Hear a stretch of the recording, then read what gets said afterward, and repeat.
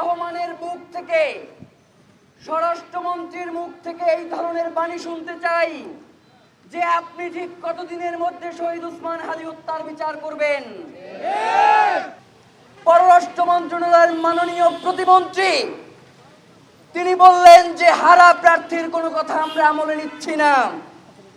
তোমরা তো যেইটা ক্ষমতায় আসছো বাংলাদেশে, তোমাদের কথা আমরা আমলে নিতে চাই। তোমরা কতদিনের মধ্যে শহীদ ওসমান হাদী হত্যার বিচার করবা? শহীদ ওসমান হাদী হত্যার বিচারের দাবিতে আমরা নিজেদের পক্ষ থেকে আর কোনো দফা দেব না। এখন আলটিমেটাম দিবে সরকার, এখন দফা দিবে সরকার। আমাদের দফা এবং আলটিমেটাম দেওয়া শেষ। প্রায় 6 মাস অতিবাহিত হয়ে যাচ্ছে, এখন পর্যন্ত এই নির্বাচিত সরকারেরও 3 মাস পার হয়ে যাচ্ছে। এখন পর্যন্ত সরকারের পক্ষ থেকে শহীদ ওসমান হাদীর বিচারের ব্যাপারে কোন ধরনের সুনির্দিষ্ট রূপরেখা প্রণয়ন করতে পারে নাই। প্রিয় ভাইয়েরা, বাংলাদেশ সরকারের প্রধানমন্ত্রী তারেক রহমান তিনি রামিসা হত্যার বিচার কার্য সম্পাদন করবার জন্য 1 মাস সময় বেঁধে দিয়েছেন। এই জন্য আমরা তাকে ধন্যবাদ জানাই। শহীদ ওসমান হাদীর ব্যাপারেও আমরা তারেক রহমানের মুখ থেকে, স্বরাষ্ট্রমন্ত্রীর মুখ থেকে এই ধরনের বাণী শুনতে চাই যে আপনি ঠিক কতদিনের মধ্যে শহীদ ওসমান হাদী হত্যার বিচার করবেন। আজকে বলবেন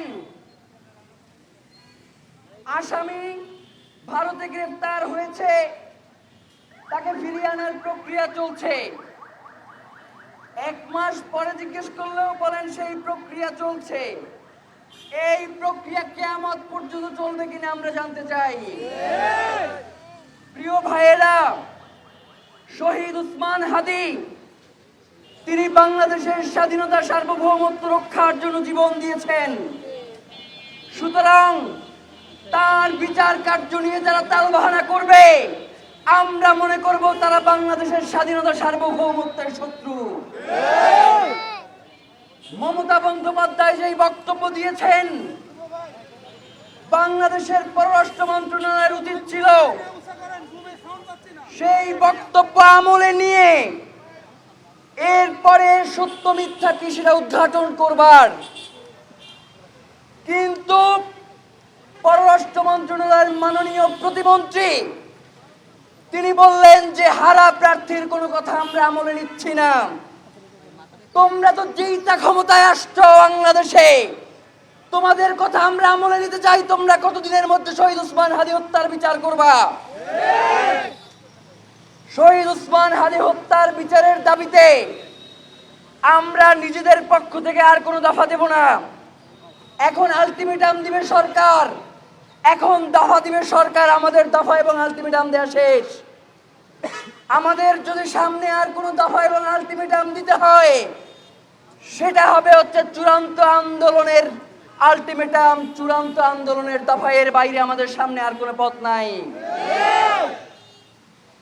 এখন পর্যন্ত এই আসামিকে, এই খুনিকে কারা জামিন করিয়েছে, কেন জামিন করিয়েছে, সেই ব্যাপারে কোনো কথা আমরা শুনতে পাই না। এখন পর্যন্ত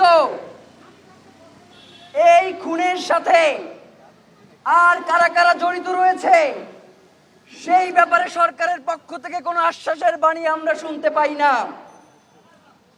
আমরা যখনই রাস্তায় নামি, আমরা যখনই শহীদ ওসমান হাদীর হত্যা নিয়ে কথা বলি, তখন সরকারের মদতপুষ্ট তার তল্পি বাহকেরা এক ধরনের বাণী নিয়ে আমাদের সামনে উপস্থিত হয়।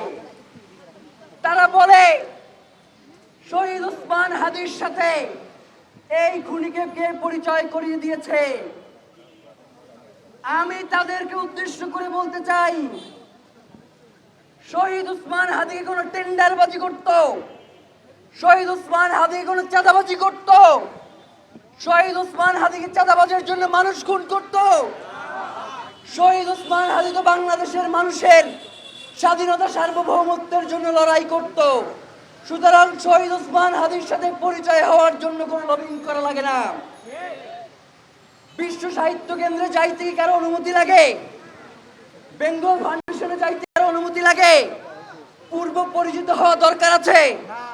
তাইলে ইনকিলাব কালচারাল সেন্টার তো পাবলিক প্রপার্টি, পাবলিক লাইব্রেরি, এইখানে কারো যাওয়ার জন্য অনুমতি লাগবে কেন?